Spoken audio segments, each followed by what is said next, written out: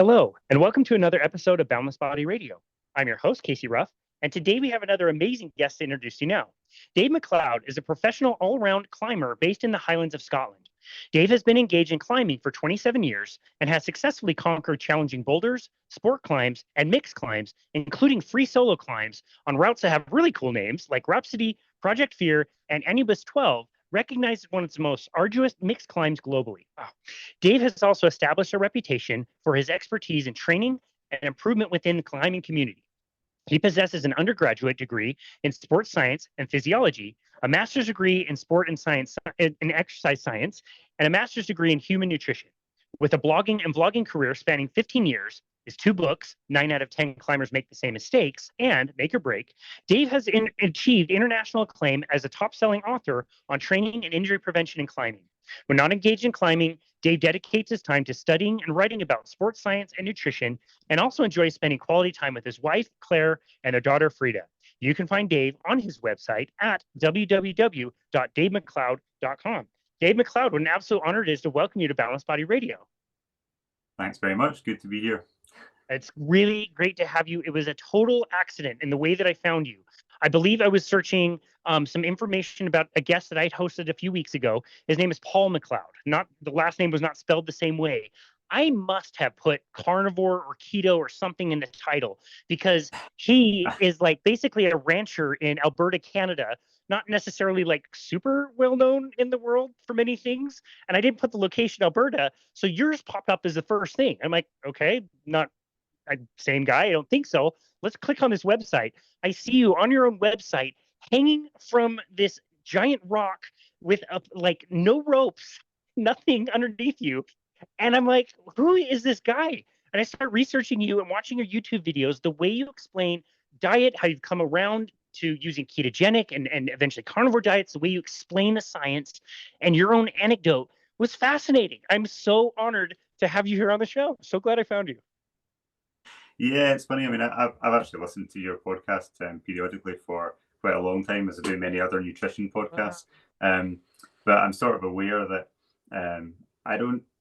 although I'm a nutritionist myself, I don't really interact that much in the world of the low carb, ketogenic, or carnivore diets. I kind of lurk, and I read a lot of research, and I do post a lot on my own channels, although I'm not kind of primarily known for nutrition. I'm primarily known as a rock climber. Yeah. Well, I think it's a cool convergence of those two things. You've been on obviously several podcasts. You've been on with Stephen DeMitt. We've had him on our show. He's awesome to talk to. You've been on Ali Houston's show that was a little bit more centered towards kind of diet and nutrition. And it is an interesting convergence. And you have a very unique opportunity to talk to people in your community. Again, it's not the thing that you're leading with, but I wonder if you've noticed the same thing. Like when we do our show, if we do episodes about exercise or foot health or running or you name the topic, the ones that we get the most questions about and the most interest about tends to be diet. I kind of notice that when you're taking questions on your YouTube, you don't plan exactly these topics. You're just answering questions. They tend to lean towards nutrition. Are you noticing that that's kind of increasing as far as like awareness and interest in people? Yeah, I mean, especially within rock climbing, nutrition has always been quite central for one primary reason, which is that rock climbing is such a weight-dependent sport. And so nutrition has always been on climbers' minds if they're trying to optimize performance, because they're always trying to be pretty lean on the whole. And actually, the higher up the rock climbing grading scale you get, or if you're trying to be competitive and actually participate in formal competitions in climbing, trying to be as lean as you possibly can is quite a challenge, and lots of professional rock climbers actually exist on a bit of a knife edge between being at a healthy weight and having red S, relative energy deficiency in sport, and that's been a big problem, especially in the competition world. Lots of young athletes who are really pretty thin and really light, then later stopping competing, and after they finish competing, kind of almost coming out and saying, I had a real problem with disordered eating at the time I was competing. So this has always been on the radar of climbers for that reason. But also, I think as as climbers and mountaineers, people who just spend a lot of time in the outdoors, it tends to be composed of a lot of folk who really care about nature and the environment. And so that aspect, an environmental consciousness, has also made climbers interested in food and also how food is produced. So there's all of those things. And increasingly in the past 10 years, I guess like all sports with the growth of social media, people are really dialing down into the details, and they're interested in their training. They're spending a lot of time trying to optimize their training, and they understand that nutrition is a huge part of that. And so they're getting more and more interested in the details. And the big thing about social media, as you know, is that it's quite a polarized landscape. So a lot of people are coming to this, and they don't know whether they should be eating lots of fruits and vegetables, or whether they should be eating lots of meat and eggs and dairy, or avoiding those foods, and they're quite like unsure who to listen to. So whenever I have said anything about nutrition online, even just a small comment, it always gets a lot of interest, and so I end up having long discussions online and offline with lots of people about it. Yeah, sure. Well, it's good that you're willing to talk to people about that and bring up, different topics or differences of opinion. The climbing, in my opinion, kind of was a little bit more popularized with the release of the movie Free Solo. Dawn Wall was another fantastic climbing movie that came out, and I think it brought a lot of attention to the climbing world. And you see, his name is Alex Honnold, I believe, and you see him kind of cooking in Honnold, cooking in vans, and lots of the vegetables, and he's bringing lots of food with him. And I remember being the carbohydrate, plant-based kind of fed athlete, and I remember how much food I had to eat, and you just think that's like the best way. This guy's super, lightweight, like you said. You need to be light to climb a wall. He's climbing this giant wall in Yosemite and doing it without ropes. So that must be the right way, right? Like, it's just kind of an easy assumption for a lot of people. Yeah, and the other thing is, with my own personal story, is that I've also gone on the same journey. It sounds like you have, and many others have, where I've written about training for online since 2006. I wrote a blog for many years, and then much later on, I started a YouTube channel, and I just post on social media in general as a professional athlete. And I've been through a big journey with nutrition myself, struggling to maintain a lean body weight, and having other health problems along the way. Not always having very good mood, having a bit of mild depression at times. And so I've spoken about all those things online. And so people have actually seen me in real time make a transition from a sort of standard, what used to be considered a standard athlete's diet, which was fairly healthy, as you would consider fairly healthy, as in whole food, but it was 50-60% carbohydrate, pretty low in fat, and pretty moderate in protein. And for a long time, like many people, I just felt that avoiding junk food and not eating too many calories was the way forward.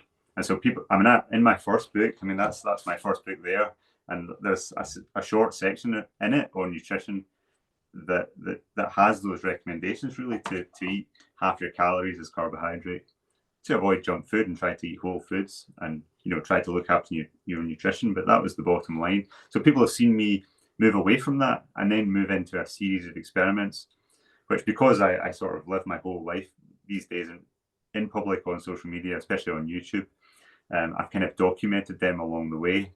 And so I guess that has been interesting for people to kind of follow along with that and see my own results as they've changed. The other interesting side to that is that I'm still a professional athlete now, and I'm 45, which is quite unusual. Not so much in climbing, and we can go into why that might be, but it still is interesting that I've been able to maintain my level in climbing, the same level as I was when I was 25 and 35. And I do think that nutrition has played a role in that. Mm-hmm. Wow, so interesting. So on that note, one of the last YouTubes you made, you were taking questions from the audience, and one of the questions was, would you make any revisions in any of the books you've read? And that was the big thing that you had revised. You sound like a modern day Tim Noakes, my friend. Yeah. Well, I remember Tim Noakes talking about that in his book, The Law of Running. Yeah, and I mean, I think that's just important to feel if you've changed your mind about things. I mean, one of the things I was saying in that video was that I wouldn't go as far as to say the advice that I'd formerly given about nutrition before I'd actually formally studied nutrition really in any great depth. I don't think it was incorrect. It's just that there is another context. I mean, I think we all have to recognize that most athletes today still use a high carbohydrate diet and still perform at a very high level. Like the majority by far of athletes still eat that way, and we kind of have to recognize that. It's just that context possibly doesn't apply to everyone. And I mean, one of the big things that I've tried to get across in all the content that I produce related to nutrition is that there are often several different ways to get to the same place. I mean, for example, I've done lots of experiments with diet experiments with fat loss and have found excellent results with fat loss with a very high carbohydrate, like 80% carb, very low fat diet, and also the exact opposite, 80% fat and next to no carbohydrate.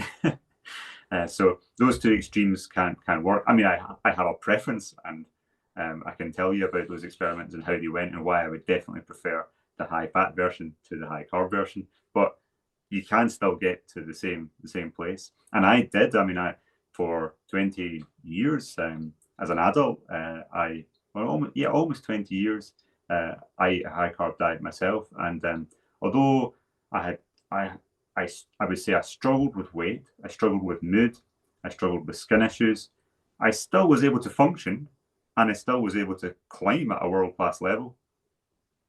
It's just that when I switched and started to experiment with things like the ketogenic diet and the carnivore diet, I would say that just gave me a little bit more of a performance advantage and a health advantage.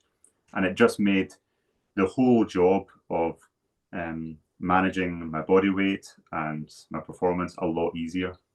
Yeah, that's so well said.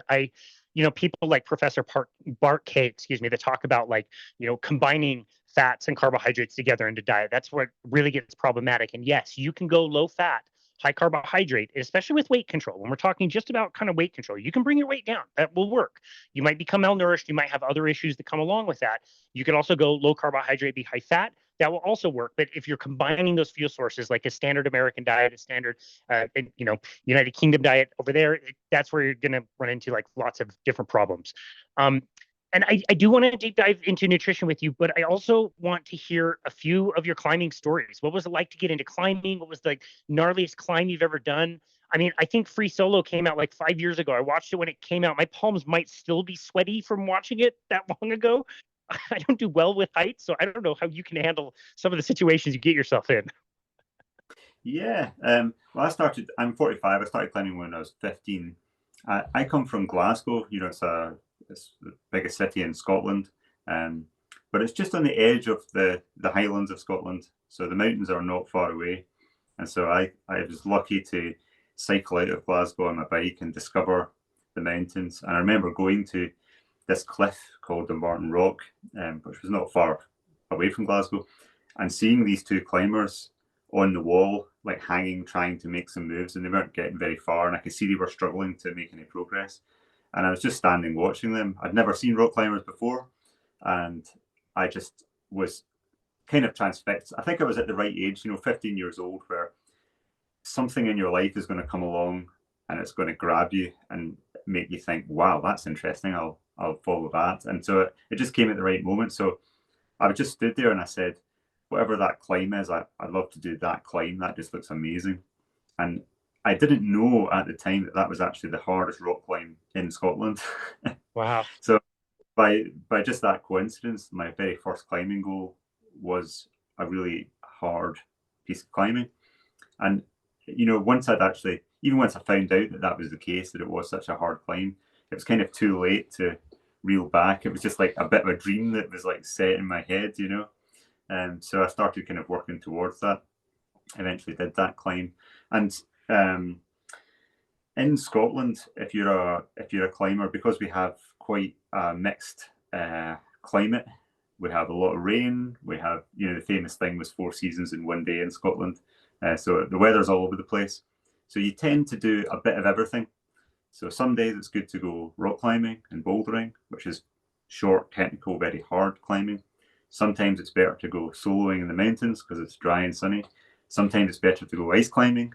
And yeah, our ice climbing, when it's good, is just amazing. For example, on my YouTube channel, I've got a video of soloing a 1,500-foot ice climb on the north face of Ben Nevis, which is it's an incredible place to be because the ice that forms in Scotland tends to form differently from a lot of other places in the world, where it's literally a frozen waterfall. Like there's a waterfall flowing off the edge of a cliff that freezes solid, and you climb that with your ice axes and your crampons.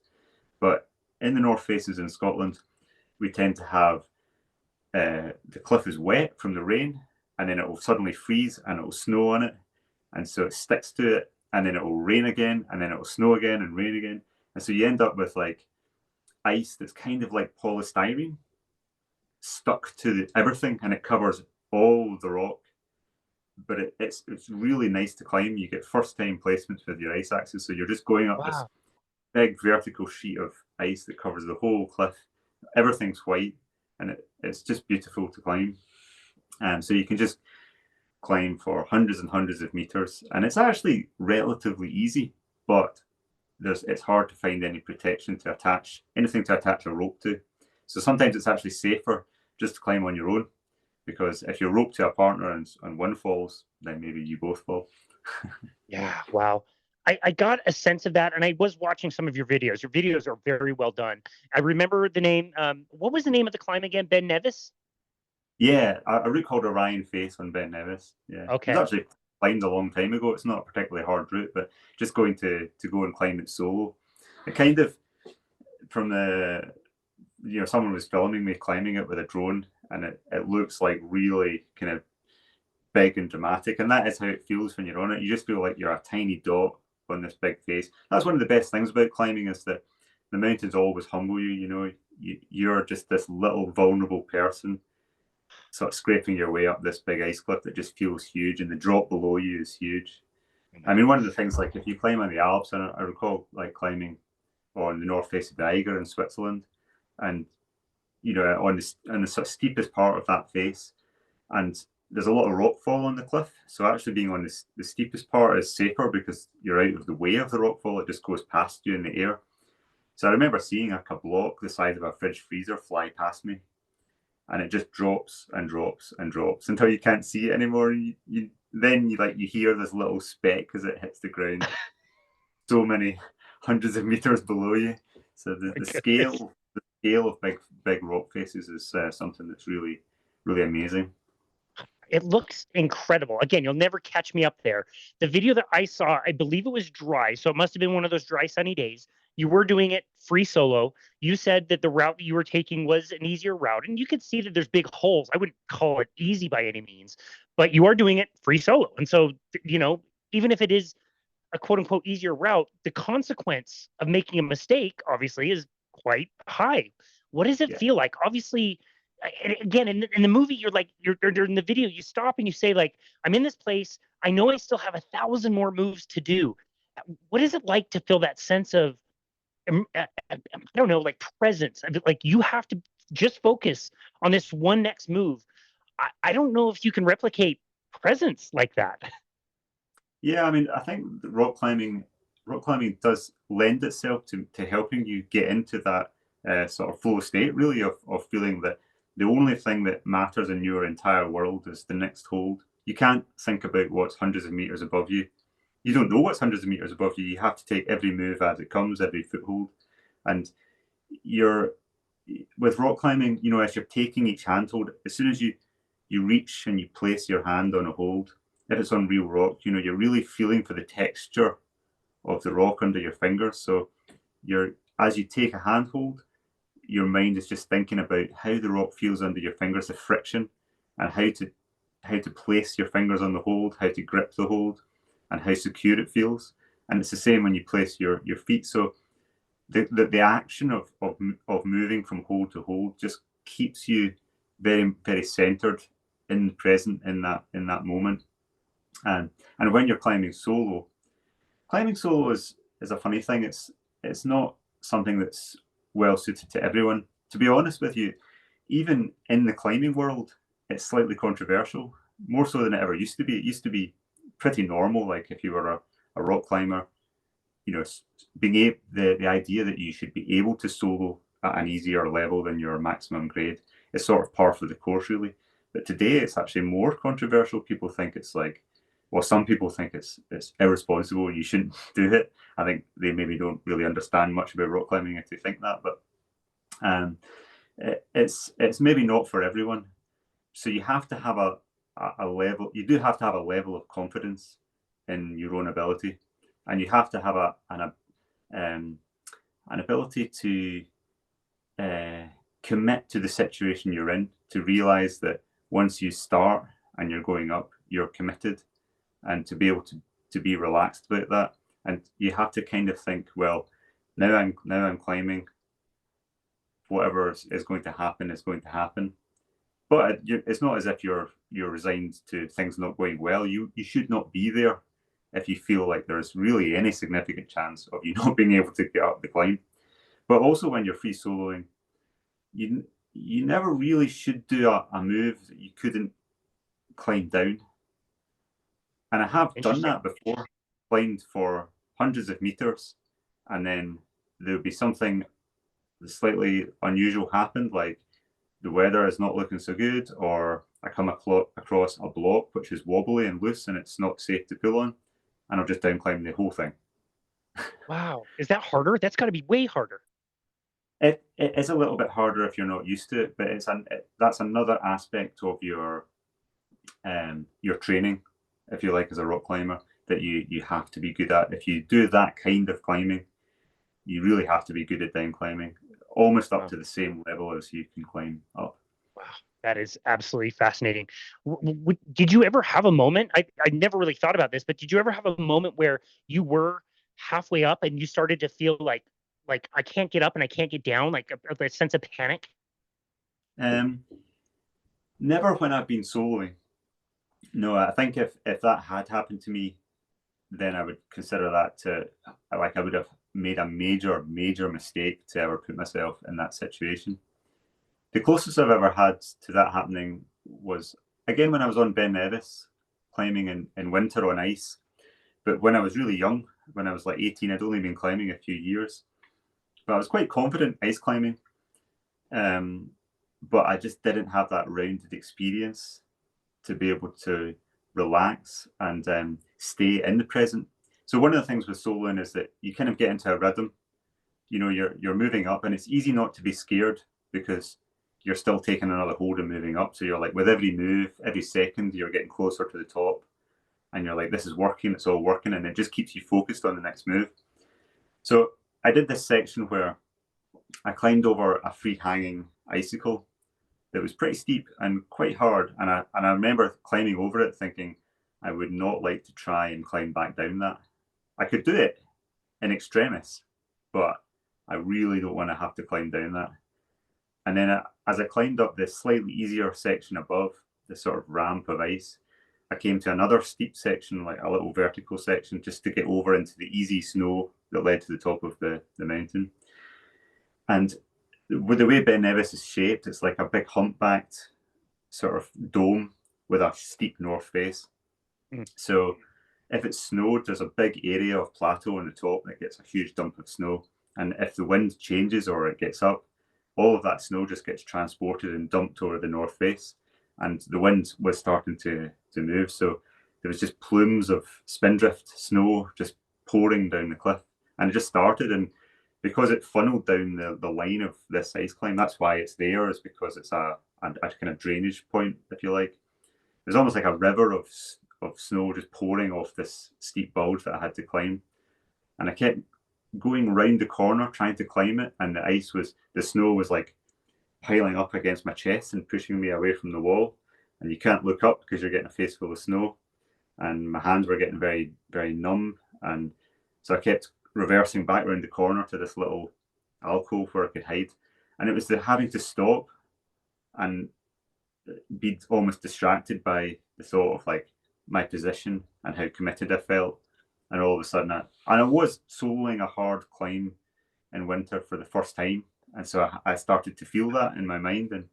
And that was a time where it did start to feel stressful. I was able to stay on top of it because I had enough experience to say, well, what's going to happen here? I'm either going to lose my cool and then everything's going to get a lot worse, or I'm going to stay calm and I'm going to keep waiting until that spin drift calms down a little bit, and then I'm going to move on. And if things get really, really bad, I'll just have to down climb and I'll just have to make it work. And so the climbing is great like that, where you have situations that are kind of extreme, but often your choices from moment to moment are still quite simple. And if you're able to boil it down to the simple choices, and you're like, well, which choice is it? And it's like, yeah, I'm going to wait for a bit. And in the end, I could climb through, and it was absolutely fine. Yeah. That's bananas, dude. That is crazy. What an amazing combination of events, and to feel like, yeah, you can't look up, you can't look down. Snow's literally pushing you away from the wall. Like, tricky spot, man. Your ability to think in stressful times must be off the charts. You must have like an amazing skill to be able to do that because of getting into these situations. That's fascinating. Yeah, I think that's, that I think there is some truth to that. I definitely find that outside of climbing, that particularly in times that are become kind of stressful for some reason, I do find that it's almost like my brain has a mode where I can become more calm, like really calm, if the situation becomes very stressful, because it's a response. It's like everything's kind of getting to the edge of control. Something's going wrong. Like I remember it when I was a passenger in the car when we had a car crash, and the car just started spinning all over the road. And I just really clearly remember just entering this really clear mindset of just seeing, like, oh, we're going to hit that, no, we're going to hit that, no, we're going to hit that, as we were spinning. But it's almost like I was viewing it from the outside of my body, and I was very, very calm. And I remember afterwards, like, we were fine, like we hit a tree and wrote the car off, but we were fine. But I remember afterwards thinking, wow, I got more calm in that moment. It was like a switch was flicked, and that brought back memories of that happening all the time in climbing. Because although I would say that almost all of my climbing is really quite safe, you are putting yourself regularly in situations that feel quite close to the limit. But the idea with all types of climbing really is that you know where that limit is, and you go right up very close to it, but you know where it is and you never go over it. And occasionally you get it slightly wrong, and you maybe go a little bit too close to it or slightly over it and get away with it. But that's not really in the plan.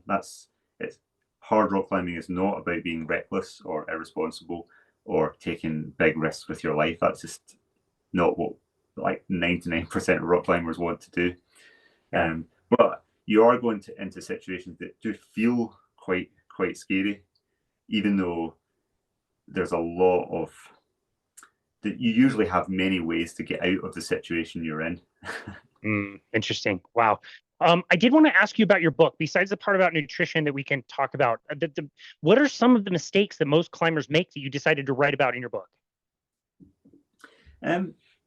Well, I wrote that book because it was from a period, in 2006 I did quite a hard rock climb. It was the first rock climb in the world to get the grade of E11, and it kind of made me a bit more better known as a rock climber.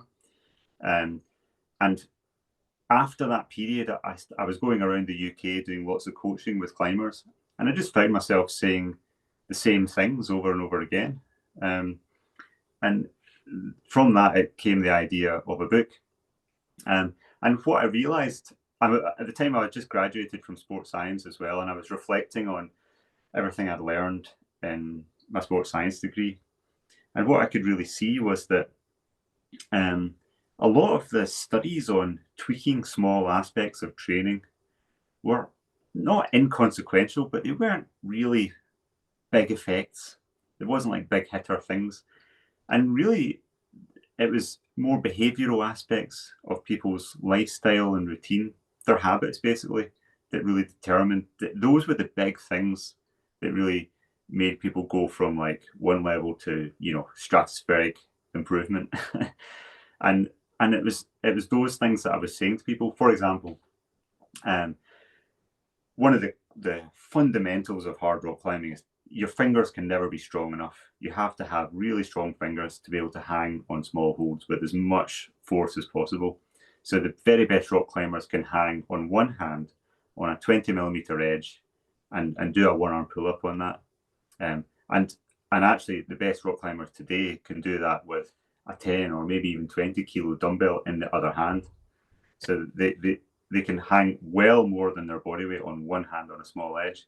So one of the ways we train that is on a hangboard, just a wooden edge, and we're just doing dead hangs on that very regularly. And so when I was going around coaching, I was talking to all these climbers, and I was showing them how to use the hangboard, and I'd ask them like, do you have one at home? And a lot of people, even at that time, would say, yes, I've got one at home. And I would say, how often do you use it? And the most common answer was twice, as in twice ever. And I just found that really interesting. And it's like they understand that the tool is important. They have the tool, but they're not using it. So why is that?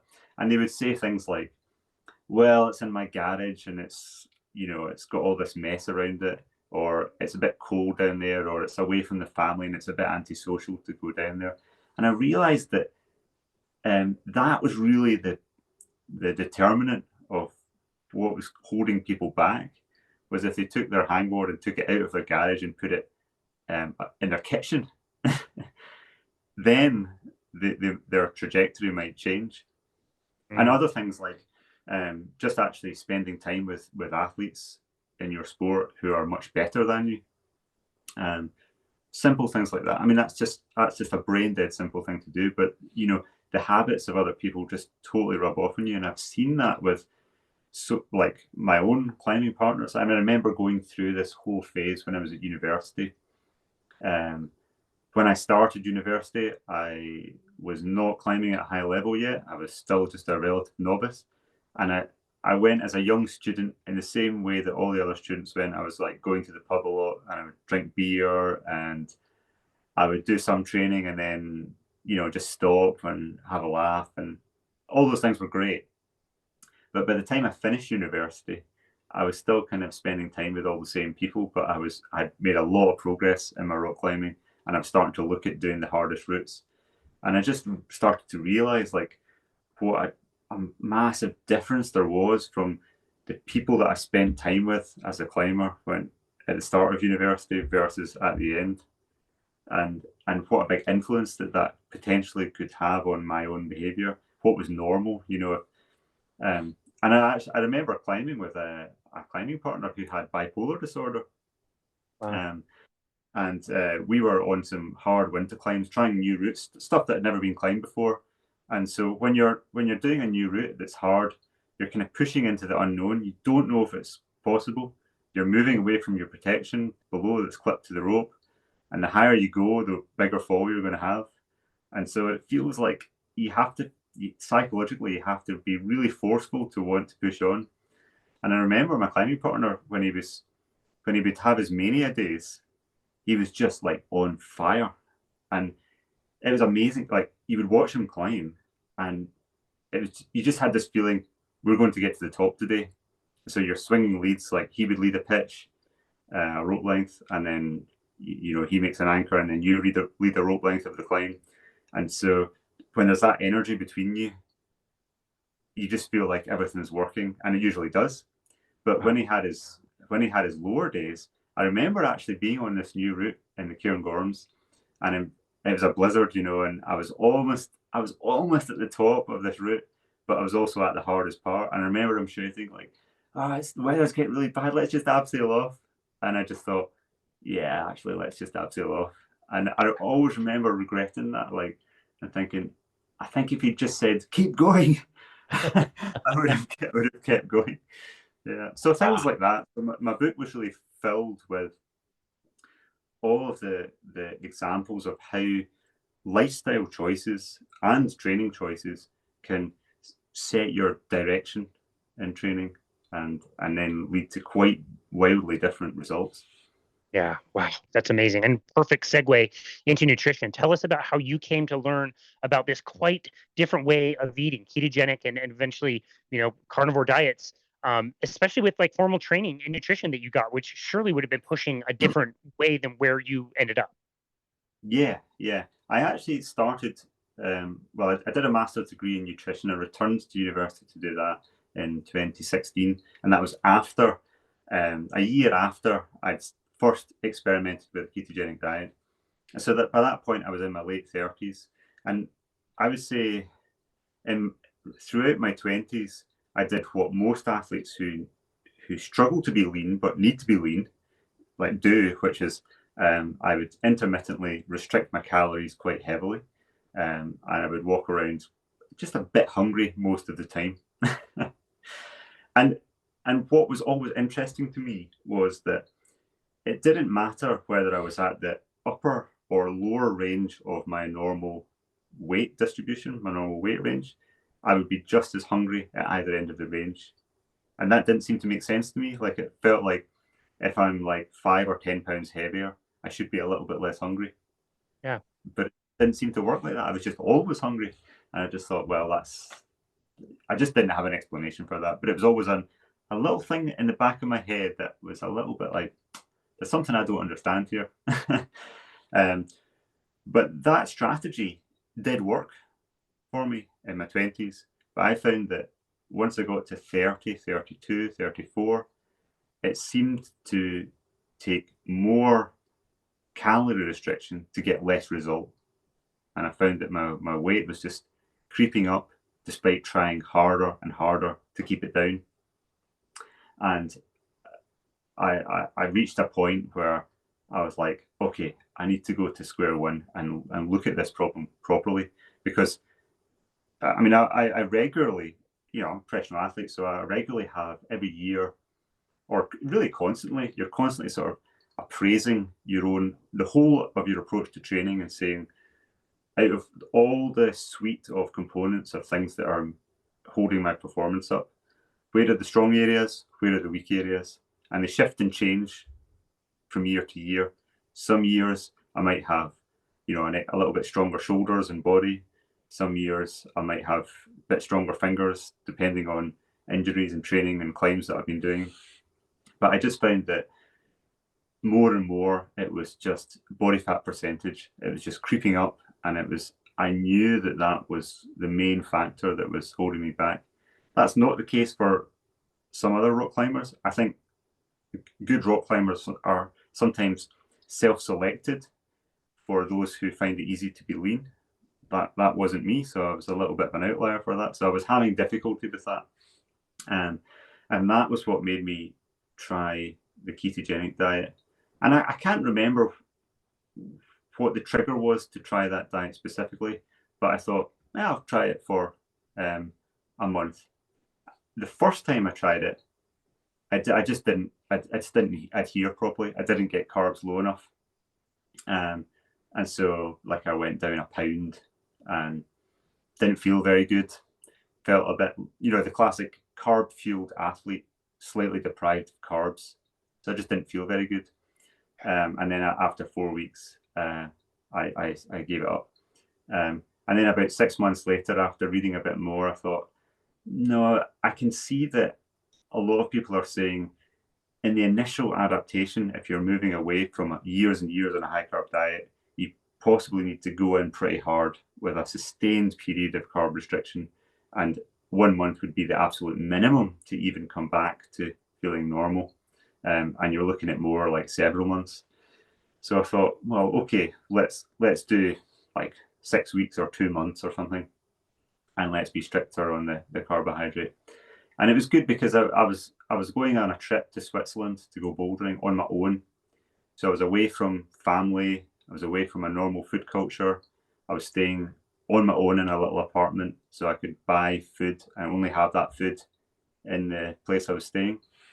And so I adapted to a ketogenic diet there. And that time, I had a savage headache for 5 days straight, the first 5 days. Then for the first 2 weeks, I just felt slightly weird. And then in the second 2 weeks, I just felt better and better. And partly, and I say better and better in multiple ways, like I felt better. I also did notice that my mood was lifting. And my performance was getting better because I was losing weight. I was losing excess fat. So, I lost 2 or 3 kilos, which is a lot. I mean, I can feel like I have my training wall at home in the garage behind me here.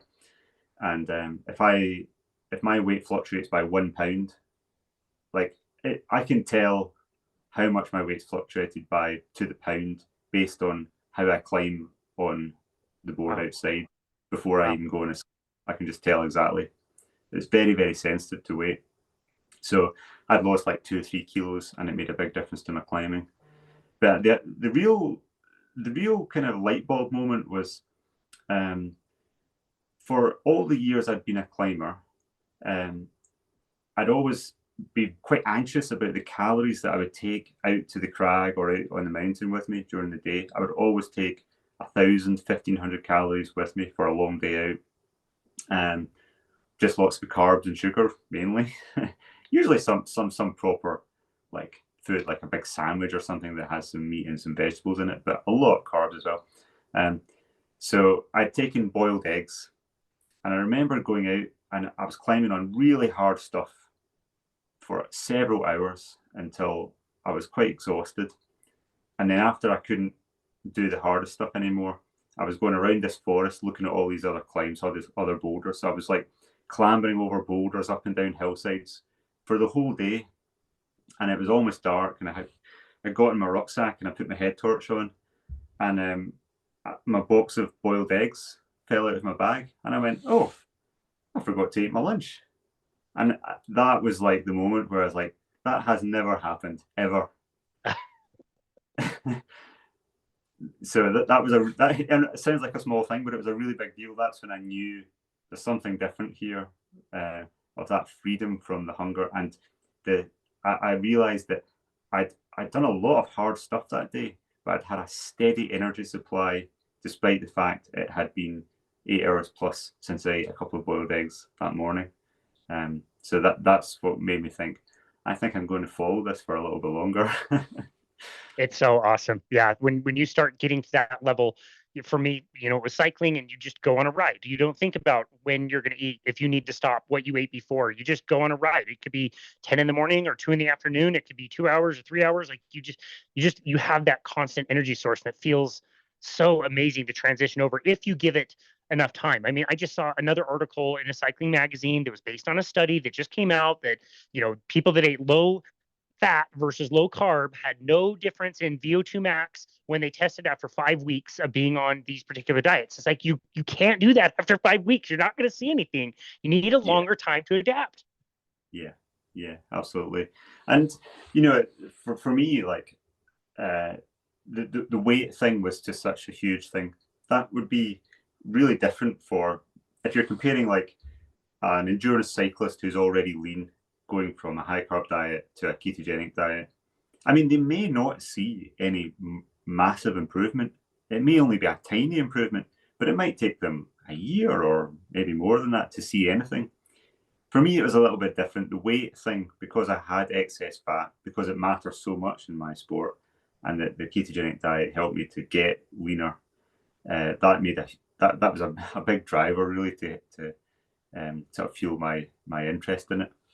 Yeah, exactly. But it just it seemed to kind of tick all the boxes that you would want. So I felt like I was eating more food. Like, when I say I felt like, I could track the calories and see that I was eating plenty of calories. And I wasn't hungry. I wasn't having the energy swings. And yet I was also leaner. That just seemed to be the kind of best of all worlds. And in the period since then, I've done several experiments of moving back and forth between lots of different diets, like going back to a kind of standard Western, mixed diet, but still with quite, whole foods, to like a vegetarian, almost vegan, 80% carb diet, to carnivore diets, to different versions of ketogenic diets. Because like, I always kind of wonder, like, maybe you try something once and it coincides with a period where all of your training just came together and you had a good performance. And so that just makes you think, oh, that's the best diet in the world. I'll just keep following it. And then you think, oh, every other diet is just not as good. But I thought, it's easy to jump to that conclusion a bit prematurely. So I have since then tried many different diets. And we can talk about that. That's also been interesting. Yeah, no, it's awesome. I love the way you experiment with all that stuff, and you really take the scientific approach of not trying to, use, like you said, correlation be causation. Those are two different things, and you can't say that your diet was good, but also so was your training. So was it the diet? You don't really know, but you can further test it. And at the end of the day, you are the only person that matters the most in testing those things. And eventually, that testing got you to a carnivore diet. Is that right? Like, how did you decide to try that? Well, I suppose like a lot of people, the first time I ever became aware that the carnivore diet was even a thing was listening to a lecture by Amber O'Hearn. And I remember like that was after I'd been doing a ketogenic diet for some time. And I remember having that first reaction of like, only meat? Like, oh no, that's just ridiculous. It's just taking way too far. Like, why? Why would you even do that? So I did take some time to listen to Amber's explanation of why that related to her with psychological health conditions, and the difference that made to her. But that did make me think, well, that's interesting, because like I definitely noticed a significant mood improvement with the ketogenic diet. But it also, through doing a keto diet, one of the things I did was also experiment with a bit of fasting. At first, I used to do like 36-hour fasts here and there. That was quite interesting. Then I did a couple of 2-day fasts. And then I did a 7-day fast, just because at that time, there was a lot of discussion online about fasting. Walter Longo's research was coming out, and he was talking a lot about fasting. And I was curious about it. And I was curious about this. I mean, I studied physiology. I'm very interested in physiology as an exercise in itself, independent from my own health journey and performance. I'm just interested to see how the body copes with different circumstances. So the idea that people were saying that they actually felt fine on a 7-day fast, or they actually felt better later in the fast, that was just a pure curiosity for me. So I remember doing a 7-day fast, and one of the other health problems that I've had my whole life is quite bad eczema. It only affects my feet, but it did give me constant pain. I spend a lot of time either in very small, tight rock shoes, which are kind of sweaty and horrible, and that aggravates it, or big mountaineering boots. And I remember I used to have to play psychological games with myself to not think about having to put my mountaineering boots on in the morning, because like the first half an hour walking in them was just horrible, just painful, every day, and feet are bleeding and all that, and it's just not good. So it was a health issue I had that I just thought would never change, and I would have it all my life. When I did it fast, in 2 days, it just disappeared. All the anger, all the redness and inflammation on my feet, you could just see the redness just go. And so within 2-3 days, all the broken skin was starting to heal over. And by the 7th day, my feet just looked like normal feet for the first time since I was a baby. And so that gave me, so it returned as soon as I started to eat again. But that did give me then a clue. It's like, okay, this eczema has some connection to nutrition, my gut or digestion. I don't know what the connection is. It could be multiple things. I guess a microbiome researcher might tell you it's related to the microbiome. Someone else might say it's related to gut barrier function and having a proper actual barrier. And yeah, there's lots of other, some people might say it's an autoimmune reaction, and how that's mediated, whether that's related to the gut barrier or microbiome. There's many possible mechanisms, but the fact is I now knew that it was modifiable. It was possible for it to go away. And at that time, there was more people starting to do the carnivore diet, and I could see that they were saying that, in particular, those who had autoimmune conditions were seeing remission from those with a carnivore diet. So that did help to make me think, right, I'll do that. So I did that for 6 weeks, and yet in 2 days for the eczema to disappear. For the duration, I did I think of 6 weeks on a carnivore diet, and then returned to a mixed plant and animal ketogenic diet, and my eczema did return. And this is going back like 4 or 5 years now, so I've done several stages of experiments. Subsequently, I did another 7-day fast, and my eczema disappeared again. But curiously, when I returned to the mixed diet, the eczema returned, but only on one foot. Interesting. Now, I have no explanation for that, but it makes me think that, in the saga.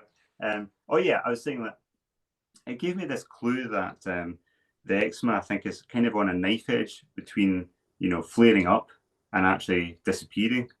And that made me go back to the carnivore diet again and do it for a little bit longer.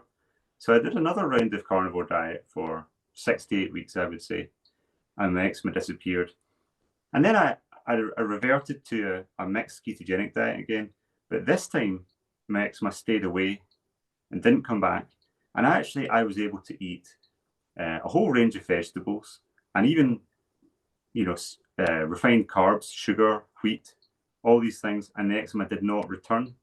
Wow. And I thought, well, that's it. It's just gone into remission and it's gone.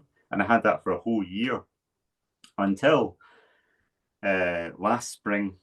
I did an experiment doing a vegetarian diet, 80% carb, eating lots of lentils and like high carb vegetables, potatoes, things like that. So I was eating just all carbs, and my eczema returned then. And even after I returned to a carnivore diet after that, it hasn't gone away again. So I've given myself it back, which is really unfortunate. Wow. Man, and the only thing I can think of in my head is like, why, Dave? Why would you want to go back after feeling so good on carnivore to eat lentils? Yeah, well, I do like experimenting. So, I have lots of different things I'd like to experiment with. So, one of the interesting things with body recomposition for sport is that I carry a lot of heavy rucksacks up mountains, and so I have quite big muscular legs. But for all of my hardest rock climbing goals, I need to have my whole lower body as light as possible. That extra leg muscle is not serving me, and where I need the muscle mass is in my forearms. So I've always been interested in this idea of recomposition, where you could try to selectively trim down muscle mass in areas of your body where you don't need so much muscle. And I was kind of inspired by an article written by Keith Barr and Trent Stellingwerff about this, where they talked about this idea of eating a high carb diet that would keep you out of ketosis. So it's very calorie restricted, very low protein, but it's necessarily high carb so that you stay out of ketosis, because that's very muscle sparing. So you want it to be quite catabolic. So it's quite a stressful. It's not something I recommend doing, but it was an experiment I wanted to try on myself. So yeah, it's quite a sort of stressful thing to do, and ideally you carry on with strength training in the muscles you want to keep, but then you don't do strength training in the muscles you want to allow to catabolize slightly, and hopefully you achieve a recomp. So that was actually the reason why I was doing that experiment. It didn't work for that purpose. I found that I did lose weight. I think I did lose muscle, but I found that I just lost strength in my upper body as well. And usually I can just do one arm pull up on a bar, and occasionally two if I'm at my best. But it took me the whole of last year to get back to just doing one arm pull up again. And I definitely have lost muscle around my shoulders and my upper back. That's good. So all these things that are really interesting. So they're risky in a way. I feel like I've almost paid a bit of a price for them. Yeah, seriously. But they're still interesting to do. Yeah, it is. And if we go back to the argument earlier where it's like you do need an adaptation period, what if I like kind of conceding this? Like, what if I say, okay, fine, maybe going on a low carbohydrate diet, maybe your top end performance drops by 5%. Would you take that sacrifice to also not have eczema and have your depression drop out and not have anxiety? Like, there's so many other things that are important to people. Like, yes, as a professional athlete, you need to perform at the highest level and have strength and body fat and all this other stuff. But on a personal level, like, don't you want to like not be injured and hang out with your daughter and like have bright thoughts and a calm mind? Like, there's so many other variables to it. Yeah, that's it. At the moment, having done all of the experimenting that I have over the past 7 or 8 years, I do keep returning to the carnivore diet, I must say. Quite a high protein version of the carnivore diet. That, to me, that fulfills all of my personal desires for health and performance. It allows me to stay effortlessly lean, to not be hungry, to have good mental health, to recover well from my training. And it also seems to have the best overall result with the eczema. I must admit that I'm not totally strict with the carnivore diet, and possibly with the eczema, it will require 100% adherence. On my list again is possibly to do a little bit more fasting, just to see if that prolonged fast would be a trigger to make it go into remission again, that I can then hold that for a sustained period. So the experiments are never done. Well, good. And I hope that is a good segue to ask you if you'd be willing to come back on the show sometime to talk about some of those other experiments. I'm finding this absolutely fascinating. The listeners on my end probably heard the sound of my phone saying that it's running out of battery. So in the meantime, I think my phone needs to get onto the carnivore diet so I can have like a little bit more energy. You and I could go all day. Like, we're good. But yeah, could we have you back on to go into more depth on some of the research you've done with low carbohydrate and carnivore diets with athletes and also some of the other experiments that you've done on yourself? Yeah, sure. Anytime. Man, I would love to continue talking to you. This is absolutely fascinating. Let's set up another time and let's do another show. For now, I just want to make sure I give you time to tell people where they can go to find you and connect with you and your work. Yeah, the best place at the moment is YouTube. Yeah, I upload to YouTube reasonably often, and I do some deep dive videos. Like, if people are interested in the ketogenic diet, I did a very, very deep dive on the ketogenic diet. So I covered good. a week of research. Yeah. That was mega, dude. That was so well done. Yeah, but I do have others. I've actually just today I'm editing a video about athletic greens. Lots of people in my audience say, should I take athletic greens? So I've been doing a video about that.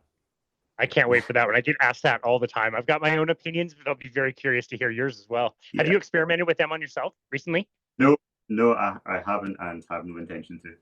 Yeah. Okay. Awesome. You've got some really cool opinions about collagen and collagen supplements as well. And those are getting super popular. And I appreciate your opinions on that as well. Yeah. I would recommend anybody go to your YouTube. You've got tons of great information. There's great research there. It's visually absolutely incredible to watch you climb and to learn about it as we go. It's just absolutely fascinating. So, Dave, I'm so glad I've been able to find you and connect with you. You're such a cool human doing all kinds of cool stuff. I really appreciate you and everything you've done and all the experiments you do and willing to climb up giant rock faces and come back and tell a tale. So thank you so very much for everything you do. And thank you for taking the time to be on our show today. We really, really appreciate you. Likewise. Thanks very much. It was such an honor. And this has been another episode of Boundless Body Radio.